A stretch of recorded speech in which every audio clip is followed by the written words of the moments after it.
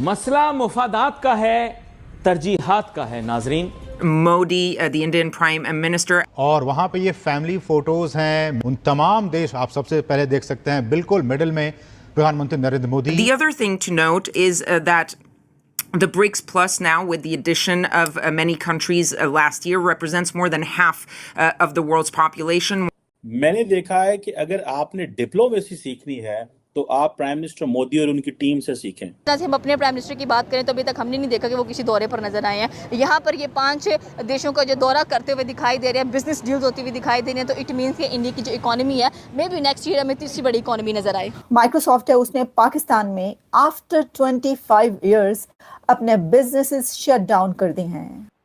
क्या वजह है कि मुख्तलिफ मल्टीनेशनल कंपनीज पाकिस्तान से अपना कारोबार बंद कर रही है? वजूहात क्या है? और कोई दुनिया का वजीर आजम ऐसे नहीं हुआ होगा और वहां पे जाके उनके आगे अवाम खड़ी हो। माइक्रोसॉफ्ट में 25 ईयर से जो लोग काम किया करते थे, अब वो काम नहीं कर रहे और वो जॉबलेस हो चुके हैं।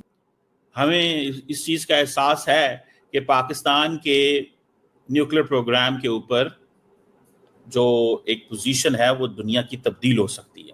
सो we have to be very. अभी जो 2025 ब्रिक्स समिट हुई है, इसका आउटकम क्या था और ये क्यों समिट जो है, ये किसने क्या क्या बातें की? खास तौर पे अगर देखा जाए तो भारत जो है वो प्राइम मिनिस्टर मोदी वहां पे थे और उन्होंने जो ईरान के ऊपर स्ट्राइक्स थी उन्हें कंडेम किया दर्शकों को, क्योंकि ये बहुत जरूरी है। ब्रिक्स एक परिवार के तरीके से, और कैसे उसके तमाम जो हेड्स पहुंचे हुए हैं, जो रिप्रेजेंटेटिव पहुंचे हुए हैं, उनकी तस्वीर इस वक्त आप देख सकते हैं प्रधानमंत्री मोदी की मौजूदगी बीच में, क्योंकि अगले साल एक तरीके से भारत की अध्यक्षता होगी ब्रिक्स की, और ऐसे में ब्राजील के राष्ट्रपति के साथ प्रधानमंत्री मोदी की मौजूदगी, और ये बेहद खूबसूरत तस्वीरें।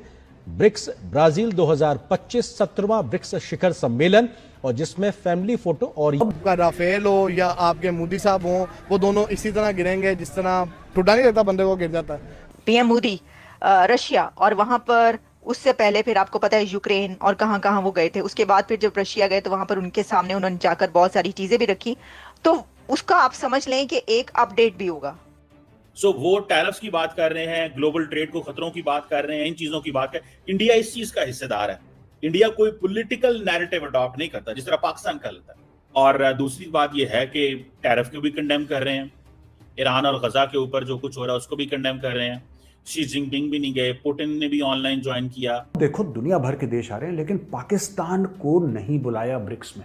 और क्यों नहीं बुलाया मैं आपको बताता हूं। Actually this is a non serious country. ये पार्टी वार्टी वाले लोग हैं लाहौरी, इनका कोई डिप्लोमेसी से लेना देना नहीं है। They have nothing to give to the world. भाई आप पाकिस्तान को क्यों बुलाओगे? कुछ तो होगा पाकिस्तान के पास दुनिया को देने के लिए कि साहब हम ये देंगे, हमने खतरनाक सी सॉफ्टवेयर बनाई है यार। वो एक तरफ जो है वो कोई कंट्री आपके यूट्यूब चैनल ब्लॉक कर रहा है, चैनल्स ब्लॉक कर रहा है, और दूसरी तरफ जो कोई कंट्री है वो अपना बिजनेस ही उठाकर भाग रहा है। ये तो हालात है। ये है, मुझे बताएं इसको पॉलिसीज कि एक दफा जब भारत ब्रिक्स का मेंबर होने के नाते तो ये कह रहा है कि हम कंडेम करते हैं ईरान के ऊपर अमेरिकन स्ट्राइक्स, नाम नहीं लेते यूएस इजराइल का, लेकिन कंडेम करते हैं। किसकी तरफ से कंडेम? किसने हमला किया ईरान के ऊपर? इजराइल ने किया और अमेरिका ने किया। लेकिन जब एससीओ की समिट हुई थी, अगर आपको याद हो, when there was an SCO summit, और यहाँ एससीओ का जॉइंट स्टेटमेंट आई। नमस्कार दोस्तों, स्वागत है आप सभी का हमारे चैनल पर एक बार फिर से। दोस्तों हम बात करने जा रहे हैं ब्रिक्स सम्मेलन को लेकर, जहाँ पर दोस्तों वहाँ की फैमिली फ़ोटो देखने के बाद में दोस्तों पाकिस्तानी मीडिया पूरी तरह से चीखता हुआ नज़र आ रहा है। क्योंकि दोस्तों जिस तरह से ये जो ब्रिक्स सम्मेलन चल रहा है और ऑलरेडी पाकिस्तान को यहाँ पर टेररिस्तान घोषित किया जा चुका है, जिसके बाद में दोस्तों पाकिस्तान का हालांकि नाम नहीं लिया गया, लेकिन उसके बावजूद उसको टेररिस्तान घोषित कर दिया गया है। और उसके बाद में दोस्तों जैसे कि आपको पता ही है कि पाकिस्तान खुद समझ चुका है कि यहाँ पर जो बात हो रही है हमारे बारे में हो रही है। तो दोस्तों इन सब चीज़ों को देखने के बाद में जिस तरह से मोदी जी ने ब्रिक्स में 50 देशों को संबोधित किया, और उनकी जो बातें थी दोस्तों काफ़ी ज़्यादा सुनने लायक थी, और सारे नेता उनके लिए उनका ही शायद इंतजार कर रहे थे। जिस तरह से उनका वेलकम हुआ और वहाँ और जो देशों के जो नेता थे उन्होंने गले लगाकर उनका स्वागत किया, जैसे कि आपने हमारी वीडियो के माध्यम से देखा भी होगा। और दोस्तों जिस तरह से मोदी जी लगातार पूरे वर्ल्ड में एक डेवलप नेता की तरह उभर रहे हैं, और जिस तरह से अभी जो मोदी जी की जो ये दौरे चल रहे हैं उन्हें देखने के बाद में दोस्तों भारत की जो अर्थव्यवस्था है उसको बहुत ज़्यादा फ़ायदा मिलने वाला है।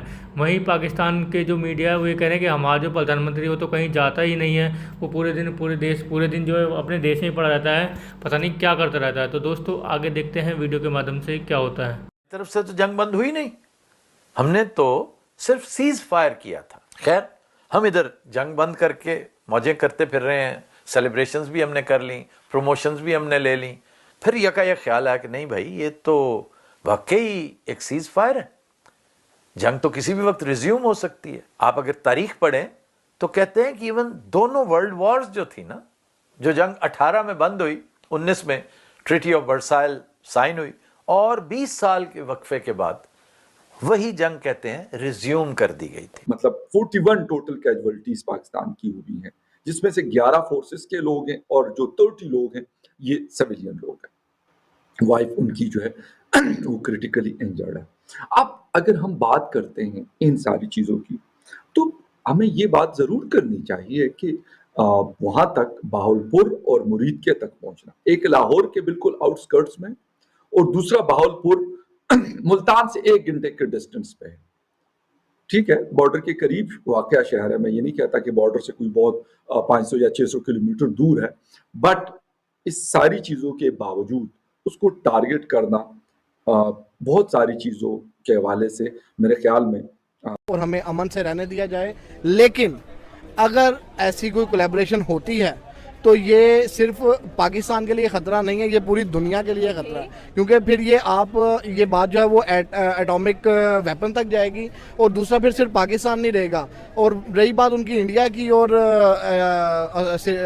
इसराइल की, तो इसराइल को तो पहले वो एक बच्चा सा मुल्क, वो जो ईरान जिसको आपने पानी तक बंद कर दिया, उनका आपने 40 साल से उनका पानी बंद किया हुआ था, उन्होंने आपको दिखने का नाच नचा दिया है। और इंडिया का जो हाल किया रिसेंट पास्ट में पाकिस्तानी एयरफोर्स ने, और मतलब उन्हें भूला नहीं होगा। अभी तक आपकी एक पायलट हमारे पास मौजूद है जिसे हम डिस्क्लोज नहीं करेंगे। अगर कोई तो दोस्तों जैसा कि आपने देखा पाकिस्तानी मीडिया के रिएक्शन देखने के बाद में दोस्तों आपने देखा होगा किस तरह से पाकिस्तानी मीडिया पूरी तरह से चिल्लाता हुआ नज़र आ रहा है, और आपने देखा होगा किस तरह से पाकिस्तान के अंदर क्राइसिस चालू हो गए हैं, क्योंकि दोस्तों माइक्रोसॉफ्ट ने शायद सुनने में आ रहा है कि अपने यहाँ से सर्विस भी बंद कर दिया है, जिसके बारे में दोस्तों 25-26 साल के बाद में जो लोग वहाँ पर काम भी करते थे वो भी अब जॉबलेस होने वाले हैं या फिर हो गए हैं। तो इसका अंदाज़ा दोस्तों इस चीज़ से लगाया जा सकता है कि पाकिस्तान किस आर्थिक तंगी से गुजर रहा है। वहीं एक तरफ मोदी जी हैं, दूसरी तरफ शहबाज शरीफ हैं। मोदी जी हैं जो हमेशा विदेश के दौरों पर जाकर अपने देश को हमेशा आगे बढ़ाने की कोशिश करते रहते हैं, वहीं इनके जो देश के प्रधानमंत्री हैं वो ऐसा कुछ करते हुए दिखाई नहीं देते। ये सिर्फ जो 2-3 देश हैं उनके पास जाते हैं और जिस देश में भी जाते हैं दोस्तों वहाँ पर पैसा मांगने का ही काम करते रहते हैं। तो दोस्तों जिस तरह से अभी पाकिस्तान की जो सिचुएशन दिखाई दे रही है और माइक्रोसॉफ्ट का बंद होना वहाँ पर बहुत बड़ी चुनौतीपूर्ण हो सकता है, क्योंकि दोस्तों माइक्रोसॉफ्ट कोई छोटी मोटी कंपनी नहीं है और जहाँ पर इस कंपनी को बहुत ज़्यादा डेवलप देखा जाता है उसके बारे में यहाँ पर बंद हो रही है। तो ये एक बहुत बड़ा सोचने वाली बात है पाकिस्तान के लोगों के लिए भी, पाकिस्तान की सरकार के लिए भी। तो दोस्तों देखने वाली बात होगी पाकिस्तान आने वाले दिनों में किस तरह की कंडीशंस या फिर किस तरह से उभरने की कोशिश करता है जो उनके यहाँ पर प्रॉब्लम्स चल रही हैं। तो दोस्तों कैसी लगी आज की हमारी वीडियो हमें कमेंट करके ज़रूर बताइए। हमारे चैनल को लाइक एंड सब्सक्राइब जरूर कर लें ताकि आपको हमारी वीडियो प्राप्त होते रहें। धन्यवाद।